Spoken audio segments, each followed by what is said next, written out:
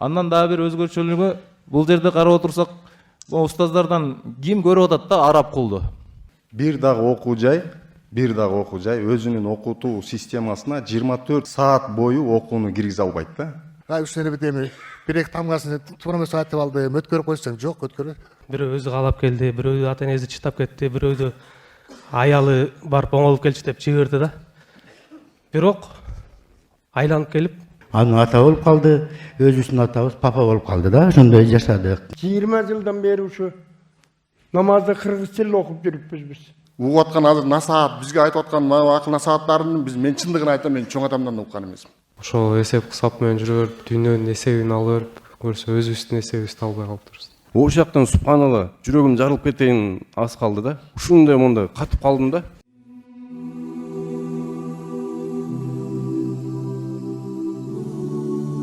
Мына жакшы өзүмө мына 20 жылдан бери ушу намазды кыргыз тилинде окуп жүрүппүз биз.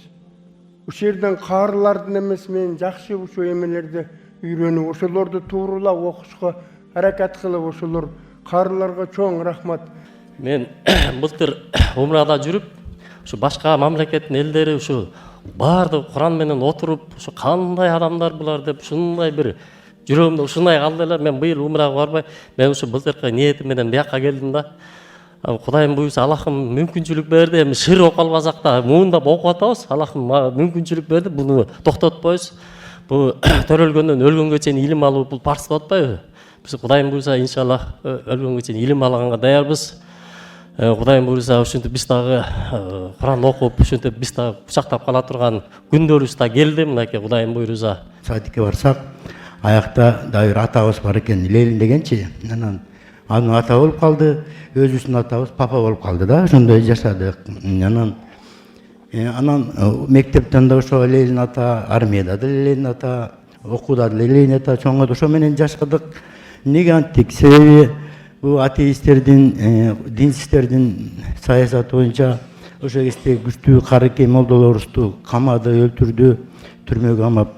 Кээ бирлери ушу айла жоктон бөлөк өлкөгө качып кетишти. Анан динсиздер калды, чала диндүүлөр калып, чала диндүүлөр деле ошо арак ичип алып, жаназа окушат, арак ичип алып, нике коюшуп ушинтип жүрүштү. Ошондой чоңойдук.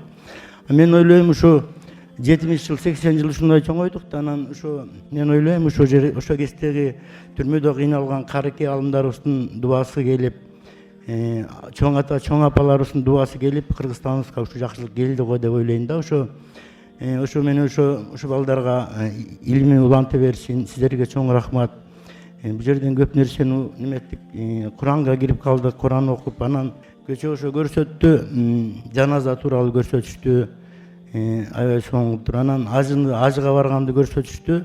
Ошондо ажыда лабайык деп кыйкырганда аябай мен ушу мечтать этип жүрөм ошо ажыга барышкачы. Анан ошолордун арасында ыйлагым келди да, мындай. Мен да ошо ажыга баргандай болдум ошондочу. Рахмат сиздерге. Анан бул жака келип кечээ ушу бир айдын ичинде көрсөк, мен өзүм башынан эле өзүм дагы башынан эле тарбия алдым да башкадан. Энеден туулгандан эле башкача тарбия алгандай болдум азырчы.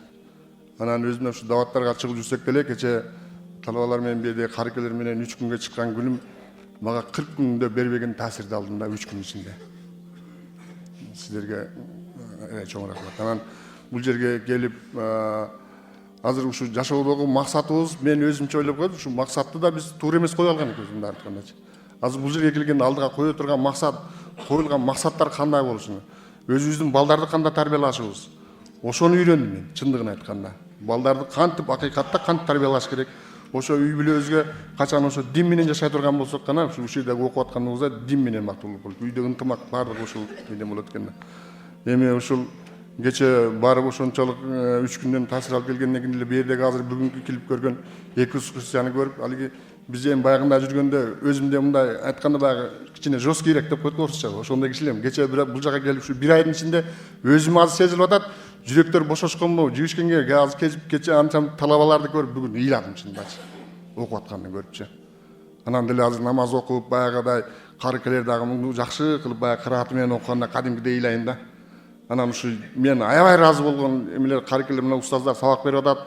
Булардан мен угуп аткан азыр насаат, бизге айтып аткан акыл насааттарын мен чындыгын айтсам, мен чоң атамдан уккан эмесмин. Чындыгын айтсамчы. Башка тарбия алып насааттарды угуп жүргөнбүз, бирок ушул өздөрү да айтып атат, биз балдарыңар менен тең, балдарыбыз менен тең балдар бар экен. Балдарыбыздан кичинекей балдар бар экен, бирок ошолордон кадимкидей тарбия, үйдөн көрбөгөн тарбияны мисалы үчүн албаган тарбияларды ушул жерден алып көрдүк да. Ошого мен айтам, ушул жерден аябай таасир алып, башка өзүм эле ушу балдарга чейин эмес эле өзүм башкадан тарбия алып чыктым азырчы. Эми ошого алдыма өзүм максат койдум, балдарды дагы ушул жол менен барып тарбиялап, анан кийин өзүм алдыма максат кое алдым, ушу мен мындан бул жактагы жашообузду өмүрүм өткөнчө ушул дин жолуна багыштайын деп ошону чечтим сиздер. Илим алайын деген ниетим бар. Себеби илим алуу бул ак менен караны айырмалай билет экенсиң. Илим алганда намазды туура окуйт экенсиң. Илим алганда бардык нерсени туура кылат экенсиң да. Бул илим алуу биринчи очередде бул парз.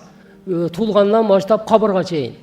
Ошондуктан бул жерде биз илим алганы келдик, аракет кылдык. Иншаллах баары жакшы болду. Бизге устаздар дагы баары өтө жакшы, өтө жүрөккө тие турган кылып жакшы нерселерди айтты да. Жүрөктөр ачылды, клапандар. Ачылып ошол жерге бардык кандай мына нафсиге каршы чыгыл дейт. Эң биринчи очередде. Ошондуктан биз бул жерден өтө жакшы таасирлендик.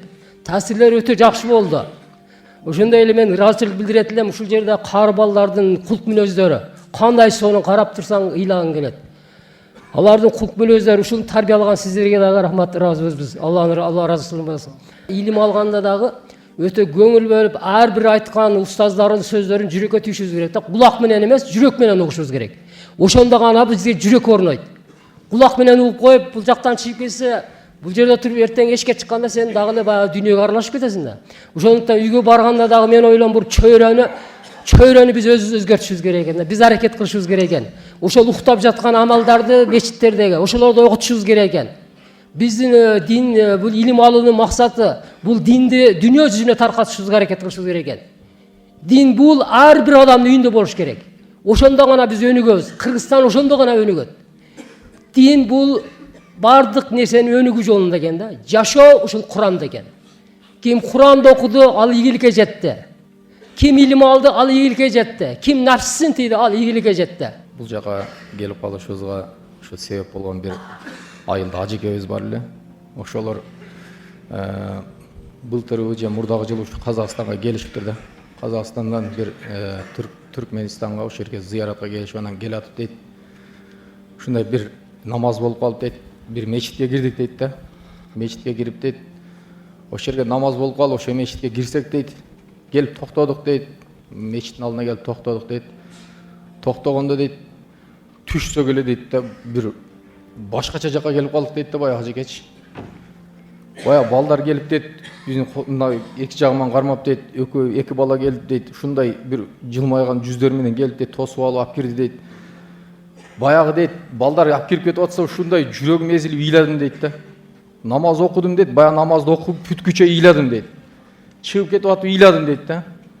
Баягы ажекенин айтканы ушу төө ашуудан ашыкча ыйлап келдим да дейт да. Баягы жерге келдим дейт, ушу бир бейишке кирип калгандай эле болдум, өзүм ушундай сездим дейт да, баягы жекечи. Анан ушул жака үмүт кылып жүрдүк, биз дагы келе албай. Анан кечегинде ушу Алла насип кылып бир ай мурун келдик. Келип анан биз дагы ушу стоянкага, балдар ушу стоянкага токтотуп атып, анан карыкелер бизди дагы ушундай бир башкача эме менен тосуп алышты да. Алла ыраазы болсун ошочу. Анан келдик, келгенден кийин ушу устаздардан, бул жактардан сабак алып аттык. Бизге ушунча көп суроолорубуз бар эле. Ошол суроолорубузга устаздардын ар бир сабагында өз жообу эле болуп атты да. Устаздардан ушу сабактардан биз беребиз деген суроолордун ар биринен биз бердирбей эле суроолор жооп алып аттык да. Алла ыраазы болсун. Эми баягы адам денесинде бир муштум эт бар, ошол таза болсо бүт дене таза болот дегендей, ушу бир адам мен ойлодум да, бул жүрөк бир чыны дагы суу экен депчи. Ошо чыны дагы суу биздин жүрөгүбүздө ушундай ылайык болуп калган экен да, бул чыны дагы суубузчу. Ушул устаздарга рахмат, ушу чыныны бизге ушу ылайыкка сууну төгүп, жаңы тунук кылып суу куюп берди да ошо чыныгачы. Эми ушулардан Алла ыраазы болсун, ушу устаздарданчы. Амин. Ушундай кылып жүрөктөрүбүздү тазалап, ушундай кылып бизди ушу чын ушу Аллага ишенич, жүрөгүбүзгө якындарды ушундай киргизип, ушундай кылып эмелердин өзүнүн сабактарын айтты, Алланы тааныштырды, Алланын улуктарыны. Буга чейин ушу намаз окуп, мындай эңкейип, доңкоюп эле жүргөн экенбиз туурасыча. Биз биринчи келгенде кандай сүйүңдүк эле кече 2-3 күн мурун кетип атып, ушу кетип калат экенбиз ушундай жерден деп капа болуп аттык эле. Бүгүн кирип мынау медресенин ичин көргөндө баягы балдарды көрүп, окуп аткан балдар, карекелерди көрүп, ушундай бир бейишке түшкөндөй болдум менчи. Туурасы. Алла разы болсун силерден устаздар. Алла разы болсун. Эми анан акыркы сөзүм бар. Ушу бейишке түшүп калсаңар бизди шагирттерге издеп койгула, карап койгула, бизди шагирттериңердичи. Больной руханий жүрөктөр менен келдик эле. Альхамдулилlah айыктык. Устаздарга Алла разы болсун. Биз бул жакка ушу көптөн бери ниет кылып жүрдүк эле, келебиз деп ушу Байкем экөөбүз. Ар айдын 15-ине бирибизди Ташкентке коебуз, алмак салмак. Алла насип кылып, январда биздин айылдан бирөө келип кетти. Ошо түрткү болуп бияка келишибизге. Бул жерде болгон таасир аябай чоң болду. Ошо таасирдин аркасынан, ошо таасирге байланыштуу Пайгамбар саллаллаху алейхи вассалам бир хадисин жаттаганы Алла мүмкүнчүлүк берди. Хияркум ахсанкум хулукан дейт. Силердин эң жакшылар мүнөзүңөр эң жакшы болгонуңар дейт да. Талабалардын, нерде карекелердин кулк мүнөздөрүн көрүп, бир өзүбүздүн балдызыбыз айткан бир сөз эсиме келип кетти да. Алар ошо бир ислам университетин бүткөн кыздар бир группа болушат дейт. Алардын группасында бир хафиза кызы болгон дейт. Ошолар келип, ошо хафиза кыз даватчыга турмушка чыкканда баары айткан экен, келип даватчыга турмушка чыктым депчи. Бирок убакыт сааты келип көрсөттү дейт. Эң жакшы күйөө кимики дегенде ошону болуп чыгыптыр да. Эми даватчылар ушундай кулк мүнөз көрсөтүп атат. Бул жерде карекелерибизди көргөндө дейт. Көргөн болсочу, эгер ошо кулк мүнөзүн адеп аклагын, эгер жүрөгүндө ошондой толук Аллага болгон ишенич бар кыздар көргөн болсо, жана Жубейл радиаллаху анхуну кыргыздар талагандай талап кетишсе керек деп ойлойм да. Ар ким бул жерге ар кандай себептер менен келди. Бирөө өзү каалап келди, бирөө ата энеси чыдап кетти, бирөөдү аялы барып оңолуп келчи деп жиберди да. Бирок айланып келип аягында Аллах Тааланын каалаганы болду. Биз үйрөнүп жаттап калган сөз ушул болду го. Аллах Таалам кимге жакшылык кааласа ага динден түшүнүк берет депчи. Бардыгыбызга динден түшүнүк берейин деп ушул жерге чогултуптур. Канча адам келейин деди. Убактысы болбоду, же бир иш кармап калды. Бирок биз ушул жерде чогулуп отурабыз. Бир ай мурун ким элек? Бир ай мурун кандай адам болсок, мен башкаларды айта албайм, бирок өзүмдү айта алам да, 180 градуска алмаштым депчи. Көпчүлүк эле ошо 180 градуска жакын алмашты деп ойлойм. Биз ушул жашоону кандай десем, ушул сыноо жашоону биз жашоонун кооздугуна алданып, түбөлүк ушул жашоодо жашап калчудай болуп, ушул жашоонун жалтырагына азгырылып жүргөн экенбиз да, көрсө ушул жерден келип билип отурабыз. Бул сыноо жашоо экен, акыретибизди куруп алганга даярдана турган жашоо экен. Бул жерден эмне үйрөндүк? Бул жерден тамга тааныбай келген мен. Иншалла Куранга түштүк. Тамга 2 тамга 3 тамгалап кошуп окуп үйрөнүп атабыз. Карекелерге сүрөлөрдү түздөттүк. Аттахият, салават баардыгын түздөп берди иншалла. Дуаларды үйрөндүк. Анан эң негизгиси ошо намаз окуп эле жүрө бербей, намазды тургузуш керек экенин билдик да. Намазда, кыямда кандай туруш керек, рүкүдө кандай туруш керек, саждада кандай туруш керек, ошонун баарын үйрөндүк. Ар ким ар кандай ниет менен келген бул жергечи, бирок бир ай өттү, мына артыбызда бир ай турат. Баардыгыбыз бир ниетте чыгып атабыз да. Устаздарга чексиз ыраазыбыз. Абдукадыр устаз айтты эле бизге баягы кайсы бир сабагындачы азоо аттай болчуңар депчи, силерди тарбияладык деп. Камчылап көндүрдүңүздөр, жүгөн салдыңыздар. Бир таксыр айткандай, биринчи 10 күндүктө жүгөн салдыңыздар, экинчи 10 күндүктө ээрт окудуңуздар. Анан кийин араба чиркеп, кош илип туруп, анан өзүңүз айткандай даватка нике кыйып туруп, анан бизге чоң бир жумушту мойнуңузга илип бердиңиздер. Анан умрага баргандар билсе керек, умрага барып келген кандай экенин ооз менен айтып түшүндүрө албай тургандай сезим да. Ушул жердеги 30 күн ошондой эле өттү да. Бул жерде мен азыр 2 саат туруп айта алам, бирок мен ичке жүрөгүмдөгү нерсени түшүндүрүп бере албайм да. Ошого жакыныраак бир мисал келтирип коеюн. Ибрагим алейхиссалам айтат го, жашоомдогу эң таттуу күндөр оттун ичиндеги 40 күн депчи. Мен дагы толук кандуу ишенип айта алам. Жашым 30-дан ашып калса дагы, ушул жашоого чейинки арттагы жашоомдун эң эле абзели ушул акыркы өтүп кеткен 30 күндүк жашоо да. Сиздерге чоң терең ыраазычылык. Илим алганыбыз өзү бир тең, анан акыркы мына бүгүнкү келген экскурсиябыз өзү бир тең болду да. Ушул жерге келгенде мындайча айтканда бир арабтар сырттан келип алып тоодон аккан сууну көрүп таң калат экен, краниңерди болуп жаап койгула, бул сууңар токтоп калат деп, ошол сыяктуу бизге мындай реклама сыяктуу болду да. Бул жер мындайча айтканда жердеги бейиштей эле сезилди мага. Ушундай ниет кылып чыктым эле, ороп өзүңдү жакыныраак таанытчы, сен ушундай жакыныраак тааныйынчы депчи, сени издейинчи, сени табайынчы деп чыккам да. Субханалла, бияка келдим, эртең менен 9-та келсем, карикелер тозуп алды, ушундай жылмоюу менен тозуп алды. Мен ушундай жүрөгүм жылыды. Машинаны токтотору менен дагы экөө чуркап келип, жүгүмдү көтөрүп алып, кое турсаңар, мен биринчи мен алабы, мен ошол суроо кызык десем, Алла кааласа алат деп жылмайып, дегиче эле алып көтөрүп кетип калышты да. Субханалла, мен жүрөгүм ушундай ыраазы болду да ошо карикелергечи. Өз бир тууганымдай, көптөн бери күткөн бир тууганымдай тозуп алышты да.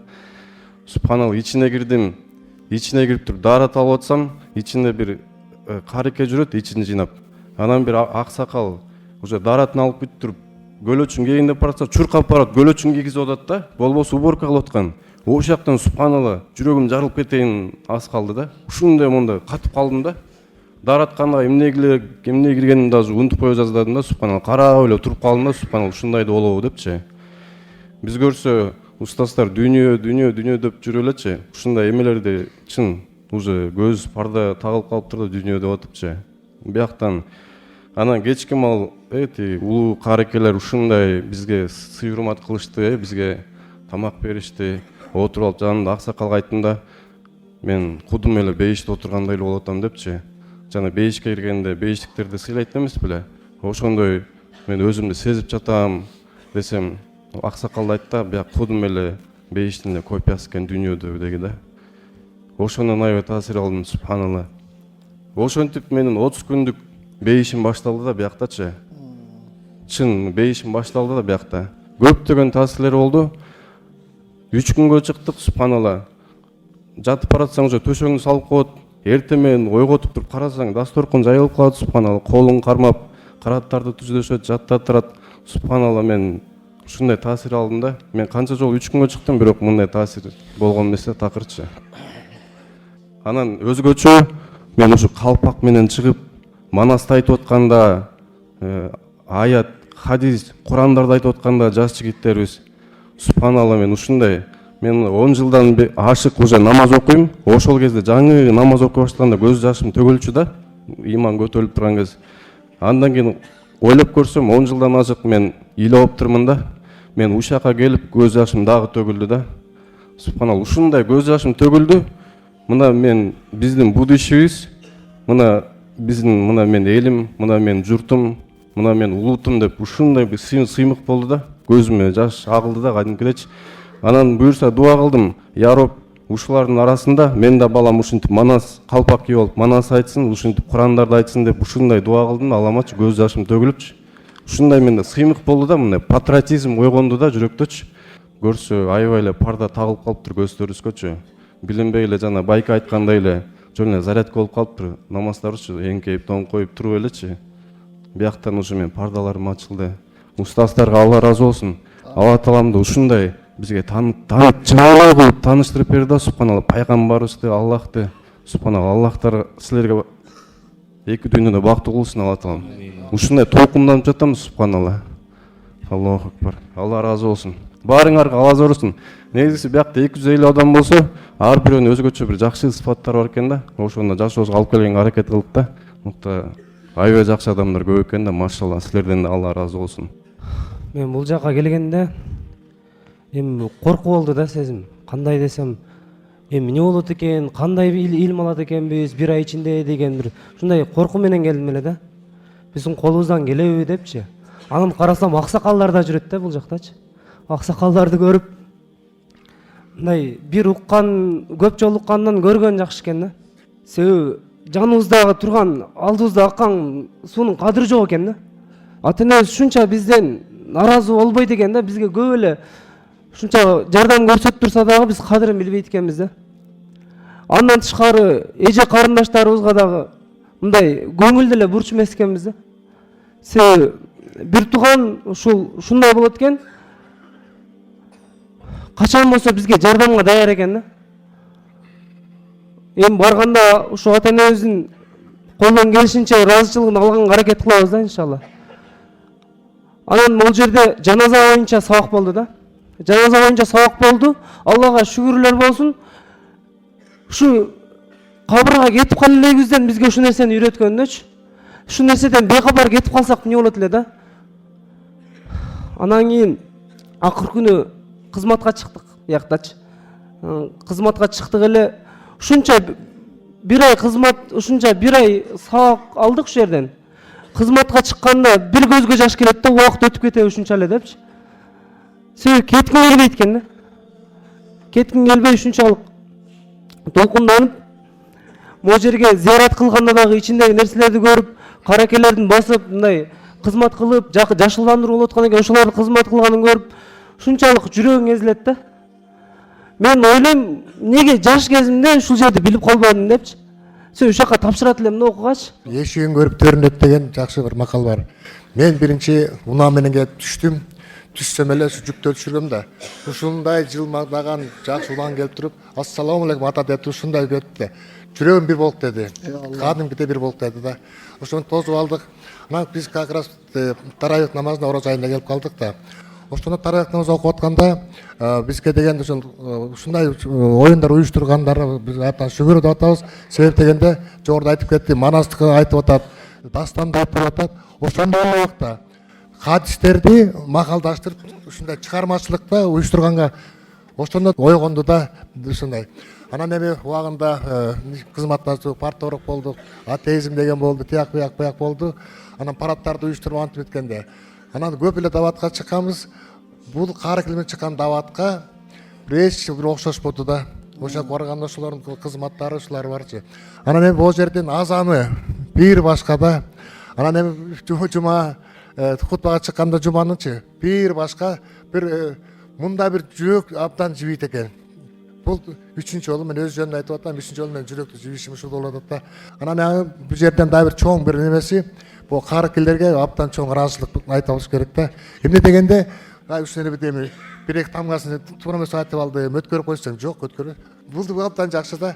Анан эми миң уккандан бир көргөн. Бүгүн экскурсия кылып көрдүк, мына ушул жерди көрүп атабыз. Жанакындай кичинекей балдардын окуп атканын көрүп атабыз. Анан библиотекени бир көрүп чыктык. Ошондо алган грамоталарды, алган сыйлыктарын, алган эмелерин баарын бирсе карап отурдук.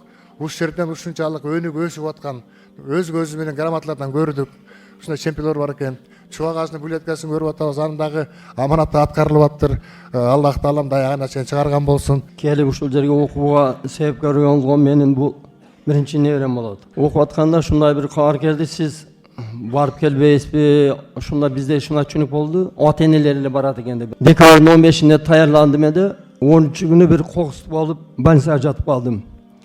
3 ай жаткандан кийин кече дагы жөнөсөм, байбичем өзүң ооруп атсаң эмне кыласың энди? Каршы болуп калды. Анан эртең жумуш болушат, ана мына дегенде коңшуларды айттым бирөөксүнү. Мыналар өлүп калып жашоо болуп атпайбы? Мен өлүп эле кайтып келермин энди. Туруп деген кат эле түшүнүктүү кылып айттым да. Ошо биринчи келген күнү эле түнү эртең менен баамдат намазга барганда ушул жерде баягы жаш балдардын Кур'ан окуп атканын угуп кайталашып аткан экен. Биз даже келгенге чейин окуп атканда ошол жерде бир толкунларды өзүм ыйладым. Себеби азыр менин 3 балам 3 медреседе окуйт. Каршылык Аллага шүгүр. Толкунларды ыйлап өзүмө зор экен. Себеби ооруда бул жерге келип дагы бир 5-6 күн отуруп окудум. Кийин түркүнүн жанында сөйөн окуп, азыр Кудайга шүгүр эң ден соолугум жакшы, секирип ушул жаштарды айлам. Медресенин айланасында жетелек эле балдар тосуп алып, колумдан чемоданымды алып, эле балдарым өзүм эле алып барам. Дөңгөлөгү бар, жеңил эле десем болбойт. Атаке биз алып барабыз деп алып келдим. Пешинге кирсем, намаз башталды. Намаз окуганда кырааттары мен дагы эле түшүнө элекмин. Ушунчалык бир татына кайкырып, сулуу кылып айтышат экен. Ушу көзүмдөн жаш чыгып кетет деп мына көпчүлүктөр айтты, кээ бирөөлөр даже ыйлап жүгөрдү эметип. Чындыгында ошондой экен. Мурда айтчу эле, жашоо айылдан башталат деп. Көрсө жашоо бул динден башталат турбайбы? Мен ушуну өзүмө чечим чыгардым. Эми Кудай буйрса, ушу дин менен жашаганга аракет кылабыз. Жашоодо болгону 3 эле күн болот дейт. Кечээкү, бүгүнкү, эртеңки. Урматтуу жамаат, кечээ күнү бүтүрө алган эмес болсок, бүгүн бүтүргөнгө аракет кылдык. Бүгүн да бүтпөй калган болсо, эртеңкиге максат кылайык дагы ушул бүтпөгөн максаттарыбызга жетейик. Чоң рахмат сиздерге. Алла ыраазы болсун. Бул жерде канча устаз бизге сабак берген болсо, ар биринин сыфаты чубак ажын сыфаты бар экен да. Бир ыйлаткан болсо, бир күлдүрүп да. Күлүп атканыбыз бул биздин жашообузда болуп аткан иш да. Чындыкты айтып атат да. Алла ыраазы болсун. Ушунчалык илимди алып, алып эле койбостон башкаларга таратып аткан да. Андан дагы бир өзгөчөлүгү, бул жерде карап отурсак, устаздардан ким көрүп атат да араб кулду. Араб кул жок да, бул жерде калпак, кыргыз да. Бул эл арасында араб кул деген сөздөр чыгып кетпеди беле? Эми бул жерде кыргыздын накта эмес көрүнүп турат да. Сакал деле кыргызга чыгат чынындачы. Кыргыз деле узун кийет, кыргыз деле мындай авратын жабат да. Кыргыздын калпагын кийип турат. Алла ыраазы болсун. Мынчалык мен аураны көргөн эмесмин да, чындыгындачы. Кесибим боюнча аскер кызматкеримин. Коргоо министрлигинин карамагында 27 жыл кызмат кылып, азыр запастагы полковник. Коргоо министрлигинде мен окуу тармагында иштедим да. Аскер лицейинде, аскер институтунда окуу системасын пландаштыруу, аны өздөштүрүү, балдарга жеткизүү, ошонун баарын иштерин биздин колубузда болчу, биздин мойнубузда эле. Бул жерге келгенден кийин мен өзүмчө анализ кылдым да, бул жердин окуу системасы кандай экен депчи. Бир дагы окуу жай өзүнүн окутуу системасына 24 саат бою окууну киргизе албайт да. Бул медреседе 24 саат бою окудук. Туурабы жамаат? Эртең менен тургандан баштап жатып түнү уктаганда дагы туура система менен жатып уктаганды үйрөндүк. Бул системанын жөнөкөй адам мындай сырттан келген же түшүнүгү жок адам мындай системаны түзүш колунан келбейт да. Бул аябай мындай көптү көргөн, илими, билими бар, окутуу системасында именно ушул медресе, дин үйрөнүү тармагын аябай өтө жогорку деңгээлде түшүнгөн адамдардын түзгөн системасы да. Бизге берген окуткан нерселеринин бардыгы иштеп атат. Тамакка отурсак ал жерде дагы система, бири-бирибизге үйрөнгүлө тиги бул деп бири-бирибизден үйрөнүп аттык. Биз балыкты таза сууга салгандай сүзүп жүрдүк. Бул системада бир эле теория камтылбастан, бул системанын ичинде практика да бар экен. Биз келгенден бир жумадан кийин даватка чыктык. Бул системада обучение, окутуу системасын адамдарга жеткизиш үчүн аны практика жүзүндө көрсөтүш керек. Бул эмне экенин. Көпчүлүгүбүз биринчи жолу даватка чыктык. Эмне дин эмне экенин, Алла ким, пайгамбарларыбыз ким, сахабалар ким, ошолордун баарын кичине таанып алып келдик да, экинчи жумадан баштап окуу бир аз жеңилирээк болду. Биринчи жумада биз пока бири-бирибизди таанып, ал бул дегенче көбүрөөк убакыт өтүп кетти. Андан кийин даваттан келгенден кийин элдердин окууга болгон көз карашы дагы башкача өзгөрдү да. Албетте, бир айда адамды өзгөртүш кыйын. Бирок бир айда адамдын жашоого болгон көз карашын өзгөртсө болот экен да. Ошол көз караш өзгөрүлсө, адам баласы жашоосун өзгөртө алат.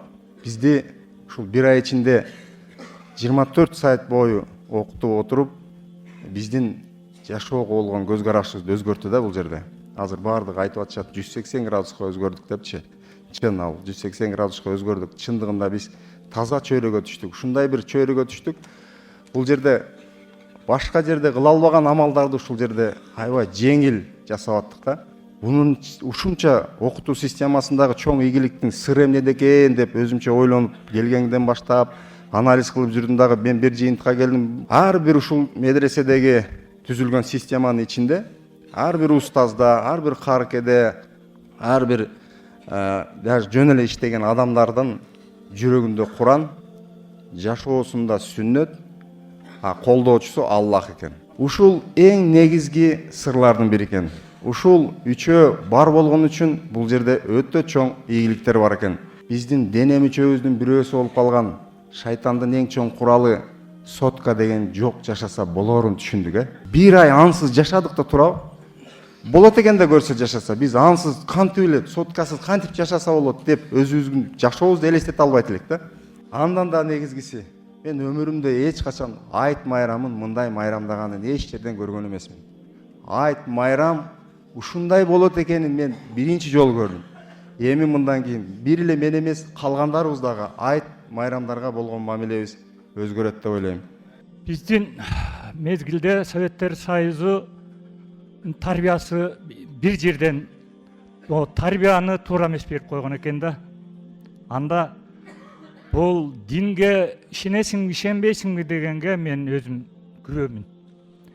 Мен убагында мектепти 10 жыл окуп бүтүп, бир гана математика, физика сабактарын күчтүү окучу элем дагы, берки адабият, тарыхтардан мындай начарыраак эле болчумун. Анан ошол политехтин 4-курсунда окуп атканда илимий атеизм деген сабак бар эле бардык жогорку окуу жайларында. Ошо жогорку окуу жайларында 4-курста окуп научный атеизм деген Дурова деген орус аял улуттук университеттен барып лекция окуган.